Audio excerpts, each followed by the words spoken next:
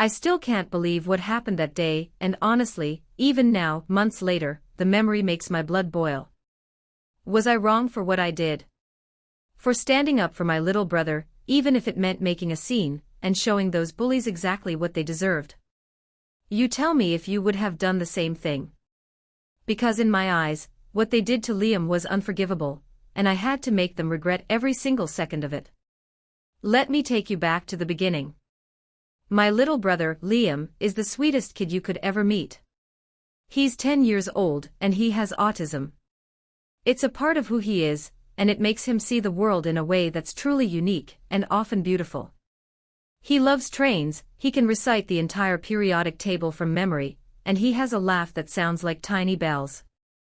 But because he's different, because he doesn't always understand social cues, or express himself in typical ways, he's often been a target. Our parents have always worked tirelessly to ensure he has a normal life, enrolling him in public school, encouraging him to join clubs, and constantly advocating for him. They taught me, from a very young age, that my most important job was to protect Liam, to be his shield against a world that isn't always kind to those who stand out. I took that responsibility seriously. Our local community center hosts a summer camp every year, and Liam absolutely adores it. He loves the arts and crafts, the swimming, and especially the weekly trips to the science museum. This year, I decided to volunteer there as a junior counselor. I'm 17, and I figured it would be a good way to earn some community service hours for my college applications, plus it meant I could keep an eye on Liam. He was thrilled I was going to be there. He kept telling me, "Now you can see all my cool experiments, big sister." It melted my heart. Everything started off great. Liam made a couple of friends in his group, mostly other kids who were a little quieter or had similar interests. He was genuinely happy, and seeing him thrive made my entire summer. But then, about halfway through the camp, a new group of kids arrived. They were older, mostly 12 and 13-year-olds, and they seemed to have a chip on their shoulder from day one. There were 3 of them in particular: Mark, the self-proclaimed leader with a sneer that seemed permanently etched on his face; Sarah, who giggled at everything Mark said, and had a nasty habit of rolling her eyes; and Kevin, the quietest of the trio, but just as complicit in their cruelties. I noticed them immediately because they just radiated an air of superiority. They spent their time whispering, pointing, and generally making other kids feel uncomfortable. I tried to keep my distance and just focus on my own group, but a bad feeling settled in my stomach whenever they were around. One afternoon, during free play in the gym, I saw them cornering a smaller kid and taking his basketball. I immediately intervened, reminding them about respecting others' property and the camp rules. Mark just shrugged, Sarah snickered, and Kevin looked down at his shoes. It was clear they thought they were above the rules. I reported it to the head counselor, Mrs. Davis, who gave them a stern talking to, but it felt like a temporary fix. They were just looking for trouble. And unfortunately, they found it in Liam. It started subtly. Liam has a habit of stimmying when he's excited or overwhelmed, usually by flapping his hands or rocking gently. It's completely harmless, but to these bullies, it was a source of amusement. I'd catch them mimicking him from across the room, exaggeratedly flapping their own hands and whispering. I tried to shield Liam from it, distracting him, engaging him in conversation, anything to keep his focus away from their nastiness. But I couldn't be everywhere at once. One day, during lunch, I saw Mark point at Liam and loudly say, "Look at the little birdie, flapping his wings." Sarah and Kevin burst into laughter. Liam, who was absorbed in carefully arranging his sandwich into a perfect square, thankfully didn't seem to notice. I glared at them, and they quickly looked away. I knew then that this was going to escalate. My biggest fear was that Liam would start to internalize their cruelty, that their words would chip away at his beautiful spirit. Our parents had always taught him to be proud of who he is, and I wasn't about to let these bullies undo years of love and support. I talked to Mrs. Davis again, explaining that the bullying was getting more targeted and specifically aimed at Liam because of his autism. She promised to keep a closer eye on them and said she'd arrange for a kindness workshop for all the campers. While I appreciated the effort, I knew these kids needed more than just a workshop. They needed to understand the impact of their actions. The following week, the camp had its annual talent show. Liam was so excited. He had been practicing a magic trick for weeks, a simple card trick that he'd learned from a YouTube video. He'd shown it to me 100 times, and each time, his eyes would light up with genuine joy. I was so proud of him. He got on stage, a little nervous but beaming, and started his trick. He shuffled the cards carefully, explained the steps in his soft, slightly monotone voice, and then, with a flourish, revealed the chosen card. The audience clapped politely, but then I heard it. From the back I heard Mark's loud, mocking voice, "Ooh, a magic trick for babies." Sarah and Kevin immediately joined in, making exaggerated baby noises and pointing at Liam. My heart sank. Liam's face, which had been glowing with pride, instantly fell. He froze, his hands still holding the cards, his eyes wide and unblinking. He didn't understand why they were laughing. He had tried his best, and they were making fun of him. My blood ran cold. I saw tears welling up in his eyes, and a primal urge to protect him, to make them pay, surged through me. Mrs. Davis quickly intervened, sternly telling the trio to stop, and they mumbled apologies, but the damage was done. Liam ran off stage, his magic trick forgotten, and buried his face in my side, sobbing. They laughed at me, big sister, he whispered, his voice thick with tears. They laughed at my magic. That night, I couldn't sleep. The image of Liam's crushed face haunted me. I kept replaying their mocking laughter, their sneering faces. I knew I couldn't let it go. My parents were furious when I told them, and they immediately called Mrs. Davis, demanding more severe action. The bullies were given a 2-day suspension from camp, and their parents were called. But even with the suspension, I felt it wasn't enough. They hadn't truly learned their lesson. They hadn't experienced the kind of regret that would make them think twice before targeting another child. I wanted them to feel even a fraction of the hurt they inflicted on Liam. I spent hours thinking, brainstorming, trying to come up with a plan that would be impactful, memorable, and teach them a lesson they wouldn't soon forget, without getting myself into too much trouble. I wasn't looking for revenge in the traditional sense. I was looking for understanding, for a moment of empathy forced upon them. And I knew exactly how to do it. So that's the situation I was in, and I had to make a choice. I knew what I wanted to do, but it felt risky. Before I tell you what happened next, I want you to pause and comment below what you would have done in my shoes. Would you have let it go, trusting the camp administration to handle it? Or would you have taken matters into your own hands, trying to teach those bullies a lesson they wouldn't forget? Let me know your thoughts in the comments right now.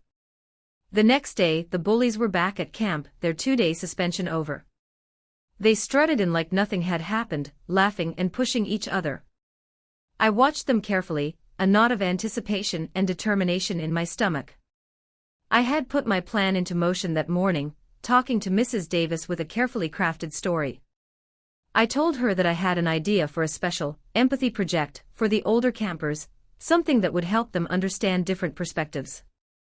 I explained it as a creative way to foster kindness, something that tied into the kindness workshop she had planned. She was initially hesitant, but I convinced her that it would be a powerful learning experience, emphasizing how it would benefit the entire camp environment.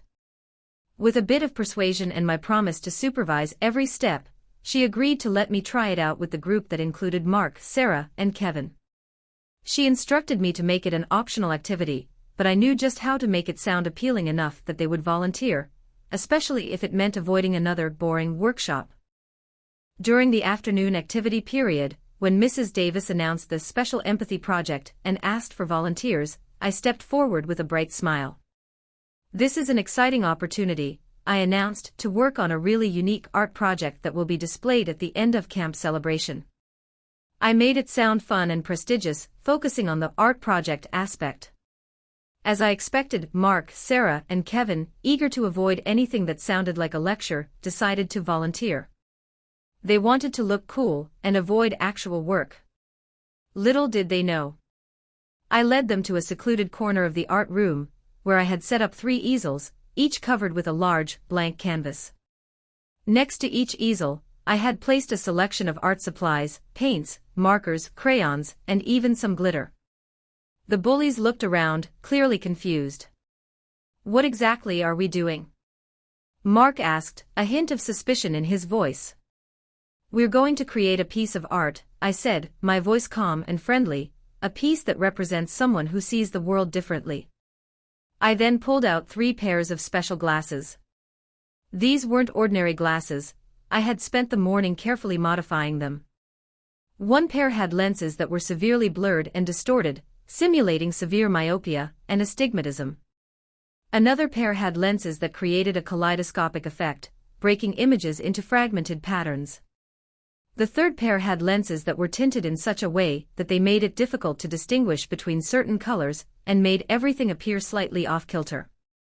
I had researched different visual processing differences associated with autism, wanting to create a tangible, albeit simplified, experience. For this project, I explained, you each get to wear a unique pair of glasses. These glasses will help you see the world through a different lens, literally.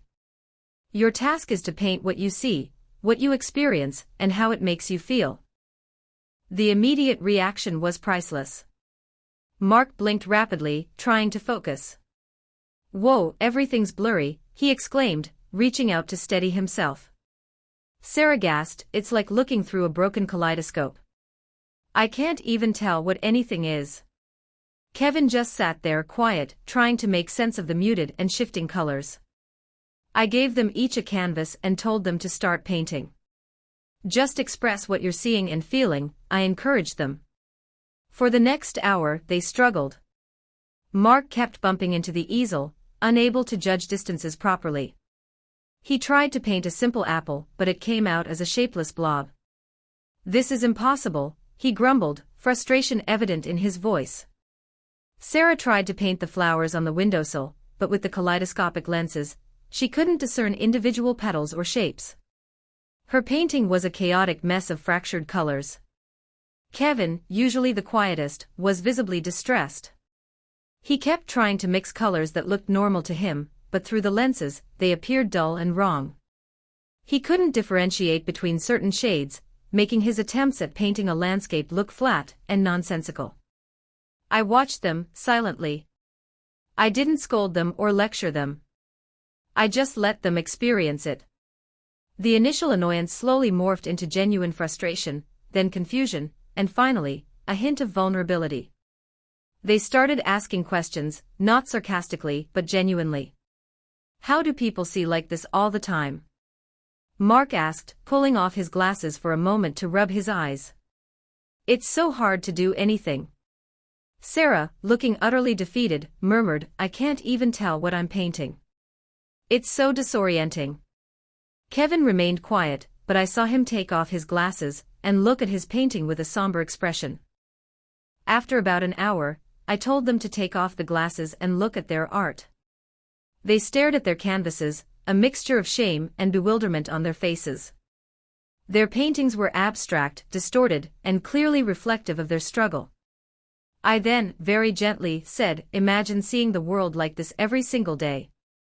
Imagine trying to understand what people are saying when their faces are blurry, or when everything is a jumbled mess of colors and shapes.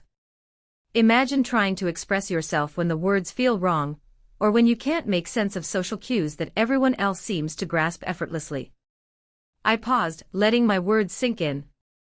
Liam experiences some of these challenges and more, every single day. He doesn't see the world exactly like you do. But he tries, with all his heart, to connect, to create, to be a part of things. I didn't explicitly mention their bullying. I didn't have to. The connection was made. Mark looked from his blurry painting to me, then down at his hands.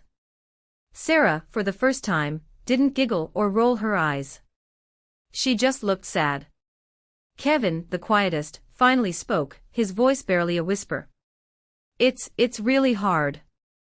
The transformation wasn't instant, but it was palpable. Later that day, during snack time, I saw Mark approach Liam, who was meticulously lining up his dinosaur figures. Mark, instead of sneering, simply stood there for a moment, then quietly asked, "Hey Liam, what's your favorite dinosaur?" Liam looked up, surprised, then launched into an excited explanation about the Tyrannosaurus Rex. Mark actually listened. Sarah, later, offered to help Liam find a missing crayon. And Kevin, the quietest, started sitting closer to Liam during story time, sometimes even offering a small smile. The change wasn't just a fleeting moment, it was real. They weren't suddenly best friends with Liam, but the bullying stopped entirely. The sneers were gone, replaced by a cautious respect, or at least a cessation of cruelty. They seemed to genuinely understand, in a way that no lecture or suspension could have achieved, that Liam wasn't just different for the sake of being different. He navigated a world that sometimes looked and felt completely alien to him. They had experienced a small, temporary glimpse into that world, and it had humbled them.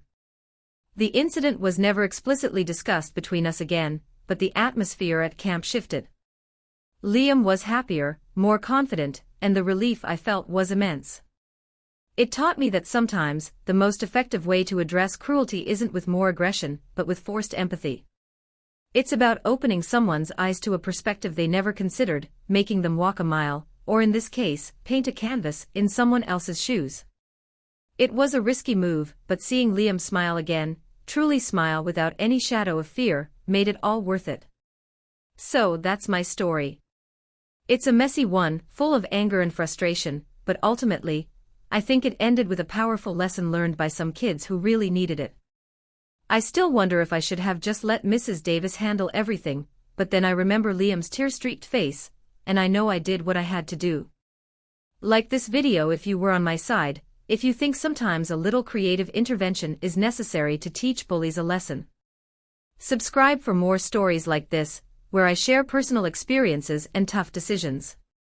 And please, share your final thoughts on this whole mess in the comments section.